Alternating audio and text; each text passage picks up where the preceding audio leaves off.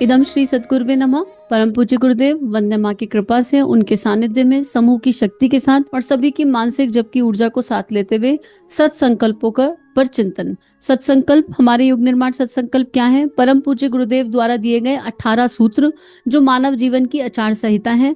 और इसी क्रम में हम आज छठे सत्संकल्प को पढ़ रहे हैं। पिछले सत्संकल्प में हमने समाज की डेफिनेशन को जाना था, समाज की डेफिनेशन को समझा था और हमारा समाज में क्या रोल है, क्या रोल होना चाहिए, उस भूमिका को हमने गहराई से जानते हुए अपने संकल्प उठाए। आज छठे सत्संकल्प पर गुरुदेव हमें बता रहे हैं, मर्यादाओं को पालेंगे, वर्जनाओं से बचेंगे, नागरिक कर्तव्यों का पालन करेंगे और समाजनिष्ठ बने रहेंगे। विस्तार अर्थ, हम मर्यादाओं और सामाजिक नियमों का पालन करेंगे। समाज के नियमों का उल्लंघन हमें नहीं करना चाहिए। इसको अनुकरण कैसे करना है? अपने कर्तव्यों का पालन करें, जैसे चुनाव में वोट डालना, कानून के का सम्मान करना। सामाजिक मर्यादाओं का पालन करें, जैसे अनुशासन, सम्मान और शिष्टाचार का ध्यान रखें। किसी गलत कार्य को देखकर चुप ना रहें, उसका विरोध करें। अपने व्यवहार और कार्यों में समाज के हित को ध्यान में रखेंगे। देखा जाए तो ये कल के कॉन्टिन्यूएशन में एक एक्सटेंशन है। और एक्सटेंशन क्या है? मर्यादा ना, हर किसी की अपनी अपनी मर्यादा है। एक भगवान राम की मर्यादा जो थी वो भगवान कृष्ण की नहीं थी, लेकिन जब भगवान राम ने जो मर्यादा दी जी, उस युग के लिए उसी मर्यादा की आवश्यकता थी। अगर भगवान कृष्ण उसी मर्यादा को जीते तो फिर धर्म की स्थापना संभव नहीं थी। तो एक शिष्य की मर्यादा तो गुरु का कहना मानना ही होती है। मर्यादा क्या है?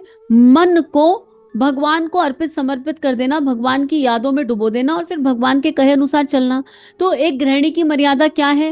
हो सकता है कि 4 घर में 4 लेडीज हों, लेकिन और चारों की परिस्थितियां बाहर से एक सी दिखाई देती हों, लेकिन फिर भी हो सकता है उनकी मर्यादाओं की जो सीमा है वो अलग अलग होती हो। तो हमको ये देखना है कि हम कौन से रोल में हैं।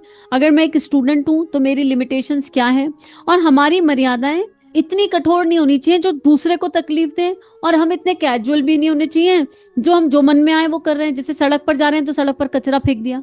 कई बार ऐसा होता है कि हम गाड़ियों से अपनी ट्रैवल कर रहे होते हैं और मूंगफली खा रहे हैं, केला खा रहे हैं, कुछ भी खा रहे हैं, और गाड़ी का शीशा खोला और छिलका बाहर। ये अनुचित है। हमने अपनी गाड़ी की तो सफाई कर ली, हमने अपनी गाड़ी की क्लीननेस तो मेंटेन कर ली, पर हमने समाज के बारे में नहीं सोचा। तो हमको ये देखना होगा कि हम कब किस रोल में हैं और उस रोल में हमारी मर्यादा क्या है। If I am a teacher तो मेरी मर्यादा क्या है, स्कूल में मुझे कैसे बिहेव करना है, मेरा रहन सहन कैसा होना चाहिए। अगर मैं एक एम्प्लॉय हूँ ऑफिस का तो मेरी मर्यादा क्या है। तो हमें दैहिक मर्यादाएं तो समझ में आती हैं। ऑफिस में कोई चिल्लाएगा नहीं अपने बॉस के ऊपर, लेकिन वही इंसान जो ऑफिस में बिल्कुल नहीं चिल्लाता है अपने बॉस पर, वो घर आके अपनी मर्यादा छोड़ देता है और कई बार अपनी पत्नी पर हाथ भी उठा देता है। तो घर में क्या एक पति की कोई मर्यादा नहीं है? क्या उसको नहीं समझना चाहिए कि मेरी मर्यादा क्या है? एक लेडी अपने बाहर जब अपने सर्किल में जाएगी तो एकदम टिप टॉप रहेगी, अच्छे से रहेगी, सबसे बहुत मीठी मीठी बात करेगी, अच्छे से बात करेगी। वहीं घर आएगी तो अपनी सास को 2 गाली दे देगी, सास की चार चुगली कर लेगी। तो क्या उसने अपनी मर्यादा नहीं छोड़ दी? इंसान एक ही है, लेकिन इंसान एक चोला पहन करके बैठ गया है, एक मिथ्या चोला। तो हम अपने अंदर की सच्चाई को जाने, अपने भीतर अपनी अंतरात्मा को देखें, जाने, पहचाने, समझें और उसके अनुसार जीवन जिएं। और कोई किसी को किसी की मर्यादा नहीं समझा सकता, और बाकी तो शास्त्रों की मर्यादा ही एकमात्र मर्यादा है। महर्षि पतंजलि ने अष्टांग योग में इस मर्यादा को खूबसूरती से समझाया है कि हर इंसान को आसन, प्राणायाम, ध्यान, धारणा, समाधि, प्रत्याहार ये सब फॉलो करना है। अगर मुझे मानव देह मिला है तो ओवर ईटिंग नहीं करनी भाई। ये मर्यादा है कि मुझे क्या खाना है, कब खाना है, कितना खाना है। तो हर सीमा क्षेत्र में, हर लाइन में एक मर्यादा आती है। प्रेम की भी एक अकेली प्रेम एक ऐसी एनर्जी है जिसकी कोई मर्यादा नहीं है। माँ मीरा के कृष्ण के प्रति प्रेम की कोई मर्यादा नहीं थी, माँ ने उस प्रेम को जी करके दिखाया। तो या तो हम उस अवस्था पर चले जाएं, लेकिन मैक्सिमम टाइम क्योंकि हम उस अवस्था पर नहीं है तो हमें शास्त्रों की मर्यादा को जीना है, और शास्त्रों की मर्यादा को जीने के लिए शास्त्र पढ़ने पड़ेंगे। वो तो हम पढ़ते नहीं। चाहे हम रोज 1 पेज पढ़े श्री रामचरितमानस का, चाहे रोज एक ही श्लोक का अर्थ पढ़े, श्रीमद् भगवद गीता का पढ़े, नहीं तो फिर परम पूज्य गुरुदेव की लेखनी सारे शास्त्रों का ट्रांसलेशन है। हम रोज उनकी लेखनी के 2 पन्ने पढ़े या सुने, पर हम अपने आप को जोड़ रखें ताकि हम मर्यादाओं को जाने। उसके बाद गुरुदेव कह रहे हैं कि कर्तव्यों का पालन। हर इंसान, मैक्सिमम मेजॉरिटी कर्तव्यों को भूलकर अधिकारों की डिमांड करने लगी, क्योंकि हम अपने कर्तव्यों को भूल गए और केवल अधिकार मांग रहे हैं। हर कोई अपना अधिकार मान रहा है। मी एज अ वाइफ, मेरा अधिकार क्या है? मुझे सास से क्या मिलना चाहिए, ससुर से क्या मिलना चाहिए, पति से क्या मिलना चाहिए, नंद से क्या मिलना चाहिए, मुझे पूरी लिस्ट पता है। लेकिन मी एज एन इंडिविजुअल मेरा कर्तव्य क्या है अपनी मदर इन लॉ के प्रति, अपने हस्बैंड के प्रति, अपने बच्चों के प्रति, अपनी नंद के प्रति। अगर मैं इस पर फोकस करूं तो मुझे अपने आप समझ में आ जाएगा कि वेयर आई एम लैकिंग। सारा समाज का सिस्टम यहाँ इसलिए बिगड़ गया है कि हर इंसान केवल अधिकार चाहता है। मेरी बहन है तो उसको मेरे लिए क्या करना चाहिए, पर मैं भी तो बहन हूं ना, मुझे क्या करना चाहिए, मेरा कर्तव्य क्या है। और ये कर्तव्य अपने प्रति, अपने मानसिक शरीर, अपने भावनात्मक शरीर के प्रति, अपने परिवार के प्रति और समाज के प्रति, सबके प्रति हम इस कर्तव्य को निभाएंगे तो हम सारी मर्यादाएं अपने आप निभा लेंगे। But we have to shift our consciousness towards the kartavya, towards the duty rather than asha apeksha. जब हम अधिकार की बात करते हैं तो फिर हम लो और हाई हो जाते हैं। एनिवर्सरी है, मुझे गिफ्ट मिलना चाहिए, ये अधिकार है। अरे हम दे भी तो सकते हैं ना, हमें मिलना ही चाहिए हमेशा। अधिकार हमेशा मांगता है, हमेशा चाहता है, देना नहीं चाहता कुछ। अधिकार हमेशा कहता है मुझे मिलता रहे, मुझे मिलता रहे, और ये मिलने की पूर्ति कभी नहीं होती। पर कर्तव्य की एनर्जी पर शिफ्ट हो जाए तो देने का भाव जागता है। देने का भाव जागता है तो भीतर का देवता जागता है, और जब भीतर का देवता जागेगा तो मर्यादाओं का पालन करना आसान हो जाएगा। अब ये कर्तव्य जो अपने प्रति निभा लेगा वो समाज के प्रति भी निभाएगा, क्योंकि इस वाले संकल्प सूत्र में गुरुदेव कह रहे हैं नागरिक कर्तव्यों का पालन करेंगे।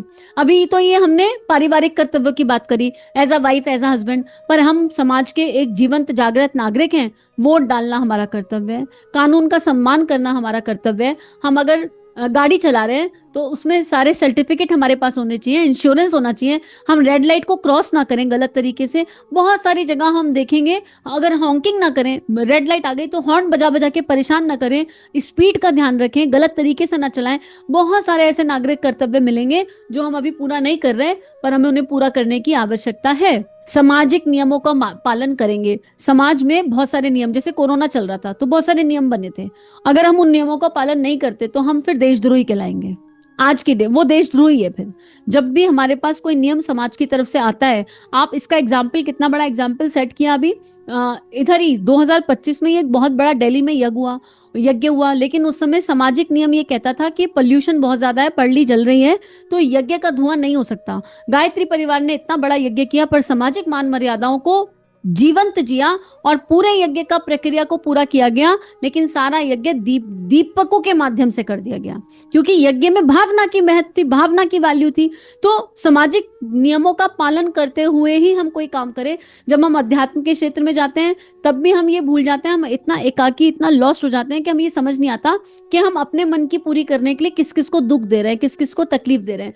तो ऐसे ही समाज की, मन की, भावनाओं की सारी मर्यादाओं का, कब कहाँ क्या बोलना है, समाज में उठ रहे हैं तो बैठ रहे हैं तो कैसे बैठना है, क्या वस्त्र पहनने चाहिए, कैसा हमारा शिष्टाचार होना चाहिए, विनम्रता का भाव कैसा होना चाहिए। अभी क्या हो रहा है, ये सामाजिक मर्यादाएं टूट गई हैं तभी तो गड़बड़ हो रही है। कल हमने बात की थी ना कि प्रतिभा तो है, पर उस प्रतिभा ने सामाजिक मर्यादा के दायरे को तोड़ दिया, तो वो प्रतिभा कंट्रीब्यूट नहीं कर रही। किसी को गाना गाना आता है, लेकिन क्या गाने के लिए चोली के पीछे क्या ही बचा है? क्या कोई दिव्य भजन नहीं पता? क्या कोई प्रज्ञा गीत नहीं बता? क्या कोई ढंग का गाना नहीं बचा? एक प्रश्न ही आ रहा है। तो क्योंकि प्रतिभाओं ने सामाजिक दायरे को तोड़ दिया। क्यों? नेम एंड फेम के लिए, लोकेशना के लिए और पैसे के लिए। ना बस नाम चाहिए, फिर वो नाम बदनाम होके मिले तो भी स्वीकार है। आज की डेट में मानव इतना पागल हो गया है कि बदनाम होके नाम मिले तो उसमें भी उसको खुशी मिलती है, नेगेटिव कमेंट भी आ रहे हैं तो लोग मुझे देख रहे हैं, लोग मुझे सुन रहे हैं। तो जब तक हम इस सामाजिक शिष्टाचार की वैल्यू को नहीं समझेंगे, हम मानव जीवन की आचार संहिता को नहीं जी पाएंगे। और फिर बात वही आती है, जो इतना जी लेगा वो गलत ना करेगा, ना गलत होते देख सकेगा। कहीं गलत होगा तो उसके मन में करुणा, संवेदना की भावना उठेगी, उसका खून खौल उठेगा, जैसे कभी झांसी की रानी का खौला, जैसे कभी अहिल्याबाई होलकर का खौला। खून खौलेगा और वो सही की दिशा में कदम बढ़वाएगा। तो हम मौन नहीं रह सकते, अपने आसपास कुछ होता देखें तो उसके प्रति सोचे विचारे क्या करना है। जैसे यहाँ पर भी बहुत दर्द होता था, तो शक्ति नहीं है, सांस नहीं है, लेकिन इस स्वाध्याय के माध्यम से हर कुरीति के खिलाफ परम पूज्य गुरुदेव ने आवाज उठवाई है। इस स्वाध्याय में गुरुदेव ने ऐसी ऐसी बातें, जन्म शताब्दी में या पीछे आप किताबें पढ़ेंगे तो ऐसी ऐसी बातें कहलवा दी हैं, और साफ साफ गुरुदेव ने बुलवाई है कि ये ठीक नहीं हो रहा है और इसको ठीक करने के लिए हमको जागना पड़ेगा। तो आत्मनिर्माण समाज की सबसे बड़ी सेवा है। एक संकल्प तो हम ये ले लें कि हम स्वयं से ऐसा कुछ नहीं करेंगे जो मानव जीवन की आचार संहिता के विपरीत है, जो सामाजिक कर्तव्य, सामाजिक अनुशासन और शिष्टाचार के विपरीत है। ऐसा कुछ नहीं करेंगे जिससे किसी को आहत होता हो, किसी का दिल दुखता हो। कभी भी किसी को फाइनेंशियली, इमोशनली, मेंटली हरास नहीं करना है। ऐसा कोई काम ना करें कि किसी को इस तरह की कोई पीड़ा हमारे माध्यम से मिले। अपने व्यवहार और कार्यों में समाज के हित का ध्यान रखेंगे। फॉर एग्जाम्पल, मेरे घर में पार्टी है और मुझे लाउड म्यूजिक सुनना पसंद है, लेकिन मेरे आसपास 10th के एग्जाम चल रहे हैं, बच्चों के बोर्ड के एग्जाम चल रहे हैं और हमने चला लिया फुल पे म्यूजिक, तो मेरी आजादी किसी की शांति में खलल बन रही है अगर, तो वो आजादी आजादी नहीं कहलाती है, वो ठीक बात नहीं है, वो उचित बात नहीं है। हमें वहां पर विचार करना होगा कि भाई और अब तो गवर्नमेंट रूल भी है, पर हाई म्यूजिक कहाँ तक सुनना है, कितना सुनना है, ये केवल एग्जाम्पल है, पर ऐसे कई सारे एग्जाम्पल हमें मिल जाएंगे। हमारे घर में शादी है, अच्छी बात है, हम शादी करेंगे, हम दिन में शादी नहीं करेंगे, क्यों? हमको शान और शौकत चाहिए, हम ठीक नहीं कर रहे समाज के साथ, पंच तत्वों के साथ।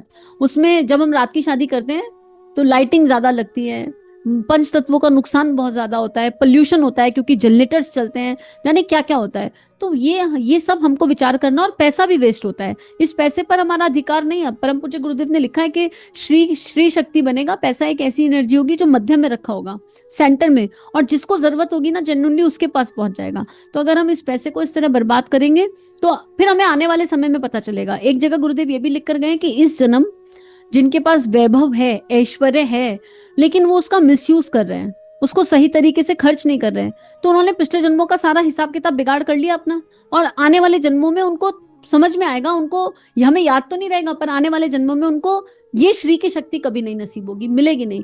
तो बहुत गहरे पॉइंटर्स हैं, जितना ज्यादा चिंतन करेंगे उतना ज्यादा समझेंगे, और जब हम रोज पढ़ेंगे ना, इसको रोज पढ़ेंगे, तो लिटरली कुछ तो अंदर जाएगा और मन में वो हलचल होकर के रहेगी कि अब नेक्स्ट व्हाट, अब नेक्स्ट क्या। तो इसी को स्लाइड के माध्यम से देख लेते हैं। स्लाइड के माध्यम से देखेंगे तो हमें याद रहेगा, रिमाइंडर रहेगा। इस स्लाइड को आप सहजता से स्वयं भी पढ़ सकते हैं। कम्युनिटी पोस्ट पे आपको ये सारे स्लाइड्स मिल जाएंगे, एक एक स्लाइड कम्युनिटी पोस्ट पर है, और युग निर्माण सत्संकल्प के यूट्यूब शॉर्ट्स हैं, उनमें भी इन स्लाइड्स को डाला गया है, क्लियरली डाला गया है। मर्यादा की एनर्जी में क्या आता है? मातृत्व ऊर्जा, यंत्र ऊर्जा और देवत्व की ऊर्जा। माँ से मातृत्व, या से यंत्र और दा से देवत्व। अगर ये तीनों ऊर्जा को इंसान जी ले तो वो मर्यादा में रहेगा। मातृत्व भाव हमें हर तरह की वासना से मुक्त करेगा, यंत्र ऊर्जा हमें भगवान का यंत्र बनाएगी, और उस यंत्रवत ऊर्जा में शरणागति का भाव होता है, और फिर ईश्वर हमसे कुछ गलत नहीं करने देंगे, ईश्वर मेक श्योर करेंगे कि हम कोई ऐसा काम ना करें जो करने योग्य नहीं है। देवत्व की ऊर्जा मतलब कॉन्ट्रीब्यूटिंग एनर्जी, जो देने का भाव जानती है, जो अपनी मर्यादाओं में जीवन जीती है, और कहाँ किसको कैसे कब क्या कंट्रीब्यूट किया जा सकता है इस बारे में सोचती है। और आ का अर्थ है मर्यादाओं में अपनत्व की ऊर्जा से उत्प्रेरक भावनाओं को जिएंगे, उनको पोषण देंगे, लोभ लालच से दूर रहेंगे। किन भावनाओं को पोषण देना है? मातृत्व भावना को, यंत्र भावना को, देवत्व की भावनाओं को पोषण देना है, हर तरह के लोभ लालच से दूर रहना है। उसके बाद मर्यादाओं का पालन करेंगे तो जो गा शब्द आ रहा है उससे गुरु, गंगा, गीता, गायत्री और गौ माता की सेवा के संकल्प के साथ वर्जनाओं से दूर रहेंगे। वर्जना मतलब जो नेगेटिविटी संसार में चल रही है, जो विषाक्तता संसार में चल रही है, जो जहरीलापन, जहरीली सोच संसार में है, जो निम्नगामी सोच संसार में फैल रही है, हम इस निम्नगामी सोच का हिस्सा नहीं बनेंगे। हमारे अंदर जितने भी अनावश्यक संस्कार हैं उनको देखेंगे, जानेंगे, परखेंगे, और फिर उनसे बाहर आने का पूर्ण प्रयास करेंगे। नागरिक कर्तव्यों का पालन वही कर सकता है जो निष्ठावान हो, जो नैतिक हो, और जो आत्मवत सर्वभूतेषु के भाव से जीवन जीने की कोशिश करता हो, जो वसुदैव कुटुंबकम की ऊर्जा को समझता हो, जो आत्मा अरे ज्ञातव्य के ज्ञान को समझता हो। और नागरिक कर्तव्य को वही जी सकता है जो गायत्री रूपी ईश्वर के प्राणिधान में जीवन जिए। इस सब को जीने के लिए गायत्री मंत्र मैंडेटरी है। गायत्री मंत्र प्रज्ञा का मंत्र है, ऋतंभरा का मंत्र है, आत्मिक बल का मंत्र है, ब्रह्म बल का मंत्र है, और एकाकी मंत्र नहीं है, समूह की शक्ति के लिए प्रार्थना करता हुआ मंत्र है। तो गायत्री माँ की शरण में अगर हम आएंगे नहीं, जब तक हम और वो भी उपासना भी कद्दू के लिए नहीं, उपासना भी साकाम नहीं, निष्काम, उस भाव से जब हम कर्तव्य करेंगे तो कर्तव्यों को जो जीने लगता है, जो अधिकारों को छोड़कर कर्तव्यों पर फोकस करने लगता है, उसके मन में ग्रैटिट्यूड की एनर्जी, कृतज्ञता की एनर्जी अपने आप आ जाती है, लानी नहीं पड़ती। वो बिना बात के तर्क वितर्क में नहीं उलझता है, वो हर तरह के व्यसन से अपने आप को मुक्त रखता है और यज्ञ में जीवन जीता है। यज्ञ की मर्यादा कर्तव्य शब्द से निकल कर आ रहा है, का से कर्तव्य, कृतज्ञता, और ता से तर्क से परे व्यसन मुक्त रहना, वा से व्यसन मुक्त रहना, और या से यज्ञ की मर्यादाओं का पालन करना, पवित्र भावना से हर तरह के लड़ाई झगड़े से बचते हुए जीवन का निर्वाह करने का प्रयास करना। समाजनिष्ठ, जब समाज की बात आती है तो सा से सनातन, और सनातन धर्म ही भारतीय धर्म है, सनातन धर्म ही अखंड भारत का निर्माण करेगा, क्योंकि सनातन का अर्थ होता है शाश्वत। उसे बदला नहीं जा सकता। सनातन धर्म ऐसा है जहाँ नदियों की पूजा की जाती है, पेड़ों की पूजा की जाती है। ये नदियों की पूजा, पेड़ों की पूजा, सूर्य को अर्घ देना, यही तो पंच तत्वों का सम्मान है। तो हम सनातन धर्म का मान करेंगे, निष्ठा से ठहराव के साथ जीवन जिएंगे और लगातार नव निर्माण में लगे रहेंगे। नव निर्माण कैसे होगा? व्यक्ति के निर्माण से। माँ का मस्तक ऊंचा होगा त्याग और बलिदान से। तो इस नव निर्माण की ऊर्जा को अगर जीना है तो अपना निर्माण सतत करना होगा, बार बार करना होगा, हर पल करना होगा। और इसी को गुरुदेव ने साधना कहा। उपासना, गायत्री माता के पास बैठना, और साधना, इन संकल्पों का हर समय चिंतन करना और इनके वैल्यूज और प्रिंसिपल के अकॉर्डिंग अपने कर्तव्य कर्मों को करना। तो आइए आज अपना संकल्प उठाते हैं। जो भी संकल्प जिसके मन में आ रहा है वो संकल्प उठा लीजिए।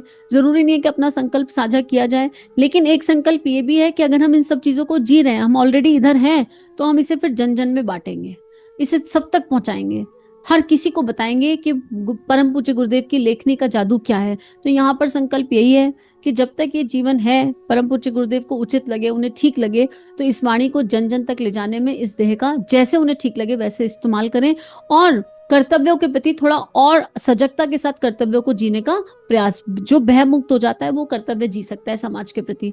तो इसी संकल्प के साथ गुरु चरणों में इस भावना को अर्पित समर्पित करते हैं। सभी अपने अपने संकल्प कॉपी पर लिख लीजिए ताकि याद रहे। इदम श्री सद्गुरुवे नमः। सभी अपना ध्यान रखिए, नियमित ध्यान करते रहिए। चलिए समाज में कुछ अच्छा बांटे।